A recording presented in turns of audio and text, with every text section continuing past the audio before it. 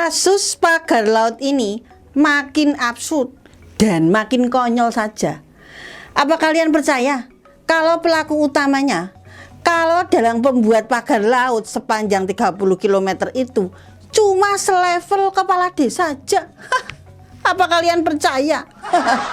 Dan gak masuk akal lagi, konon kata Menteri Kelautan lo ya, ini menteri lo yang bilang. Katanya kepala desa ini sanggup bayar denda 48 miliar ke pemerintah karena sudah melanggar hukum membangun pagar laut. Piejal. Ini pemerintah memang sudah sangat-sangat keterlaluan menganggap kita loh. Menganggap masyarakat bodoh. Ini benar-benar absurd dan makin konyol aja. Lalu, kemana Aguan dan perusahaan Agung Sedayu Grupnya? Apa pemerintah ini menganggap kita ini bodoh sehingga bisa percaya begitu saja kalau Aguan dan Agung Sedayu Group gak terlibat sama sekali di kasus pagar laut ini? Ini celaka loh.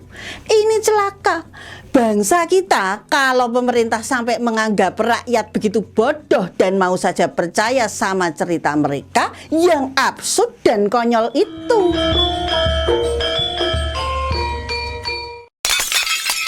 Awal kasus ini sempat ramai, publik mulai bertanya-tanya loh, dan wartawan bongkar sana sini. Tapi begitu masuk proses investigasi, malah kayak mesin cuci yang macet. Muter-muter di tempat dan ujungnya diem aja. Wah, lah ini kok bisa-bisanya kasus sebesar ini loh cuma berhenti di kepala desa. Wah, orang masuk akal tenan. Padahal loh ya, padahal ada fakta yang lebih besar yang dibiarkan menggantung.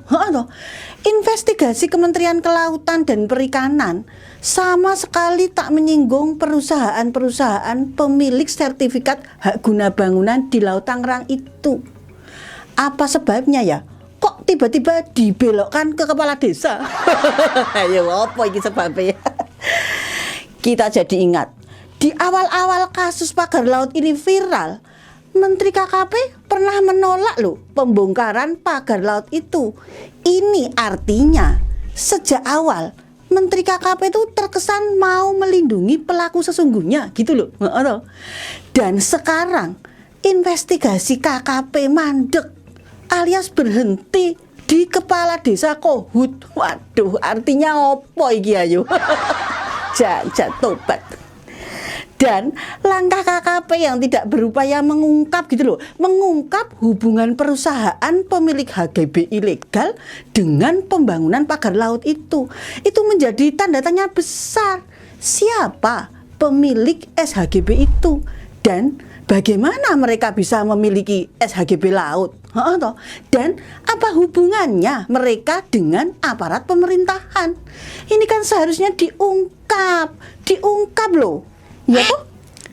Setidaknya ada 263 HGB yang ditemukan di atas laut desa Kohut loh. Dari jumlah itu, 20 HGB itu milik PT Cahaya Inti Sentosa yang merupakan anak perusahaan Agung Sedayu Group. Dan Menteri ATM BPN Nusron Wahid pun akhirnya mencabut beberapa sertifikat HGB yang berada di atas laut itu. Tapi anehnya, semua pembicaraan soal HGB ini justru tenggelam. Yang diusut hanya kepala desa Kohut yang jelas-jelas bukan pihak yang paling diuntungkan. Yang punya tanah HGB entah siapa, yang bangun pagar laut dibiarkan bebas, yang ambil untung malah hilang dari sorotan. Lah ini yang di depan kan malah disikat sendirian namanya. Ini bukan investigasi namanya. Ini kayak drama pengalian isu. Mau dibilang konspirasi?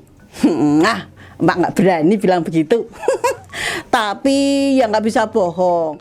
Ini semua kan terasa aneh. Iya toh? Kalau benar-benar mau bersih, ayo dong bongkar sampai ke akarnya. Investigasi jangan cuma separuh jalan. Yang ngasih izin siapa? Yang bayar siapa? Yang untung siapa? Jangan cuma mentok di orang yang mungkin cuma jadi kambing hitam. Kalau memang ada yang main belakang, ya harus dibuka semuanya, jangan setengah-setengah. Kita ini udah kenyang loh, kenyang dengan drama model kayak gini nih. Tapi kalau keadilan dipermainkan, ini udah keterlaluan. Kalau cuma yang kecil-kecil yang kena terus, sementara yang gede-gede santai di balik meja, gimana rakyat nggak ngamuk? Pemerintah, tolong ya. Kalau memang mau serius, jangan setengah-setengah. Jangan cuma rakyat kecil yang dihantam. Jangan pura-pura buta dengan kejanggalan yang jelas-jelas ada. Ini bukan sekedar soal pagar laut. Ini soal rasa keadilan yang terus-menerus diinjak-injak loh. Toh. Jangan permainkan keadilan. Kasus pagar laut ini harusnya jadi alarm buat semua. Jangan sampai lagi-lagi rakyat kecil yang jadi korban.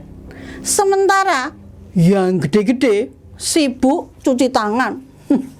Investigasi ini harus jalan terus. Jangan macet di tengah jalan. Siapapun yang terlibat itu harus bertanggung jawab. Bukan cuma Kadis Kohut yang diserang sendirian. Kalau hukum masih pilih kasih, jangan salahkan kalau rakyat makin ngamuk loh. Bisa ngamuk nek ngono ki terus. Jangan salahkan kalau rakyat, terutama kaum emak-emak ini ya, mulai kehilangan kesabaran. Dan ya, kasus pagar laut ini bukti nyata loh, bagaimana hukum dipermainkan dan keadilan diinjak-injak demi kepentingan segelintir orang. Kalau pemerintah masih pura-pura tuli dan terus melindungi mereka yang duduk di kursi empuk, jangan heran. Jangan heran kalau suara protes tuh makin lantang. Jangan hanya yang kecil terus dihantam, sementara yang besar dilindungi. Emak-emak ini nggak butuh drama murahan atau janji manis. Wes bosen kui. Kami itu mau tindakan yang nyata. Dan ada pertanyaan ya. Apakah sudah ada deal dengan Aguan sehingga sekarang dicari kambing hitam dan orang kecil yang dikorbankan?